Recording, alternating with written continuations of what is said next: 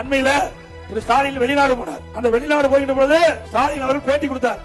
அப்போ திராவிட முன்னேற்ற கழகம் ஆட்சிக்கு வந்த பிறகு 922 புரிந்துணர்வு ஒப்பந்தங்கள் போடப்பட்டது. அதுல 10,60,60,000 கோடி தொழில் முதலீடு ஈர்க்கப்பட்டது.